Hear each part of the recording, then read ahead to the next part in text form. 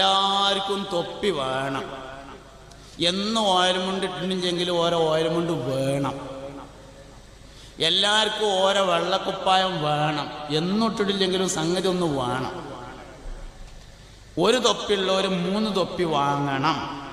ഇപ്പൊ ഒന്നുണ്ട്, ഒന്നും കൂടി വാങ്ങാം, കുറച്ച് കഴിഞ്ഞിട്ട് ഒന്നുകൂടി വാങ്ങാം, 3 എണ്ണം വേണം. 3 കോലത്തിലുള്ളതായിരിക്കണം. ഉണ്ടായിരുന്നു നബിക്ക് തൊപ്പികൾ 3, അത് 3 സൈസിലുള്ളതായി പറയുന്നു. കെട്ടിന്റെ ശ്രേഷ്ഠതയുണ്ട് തൊപ്പിയിലെന്ന് ബിഗയത്ത് 3-ാം ഭാഗമിൽ പറയുന്നു.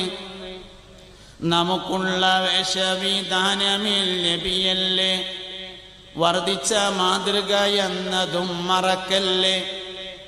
യാ ഹയ്യു മുസ്ലിം വേഷമിൽ സംതൃപ്തിതാ.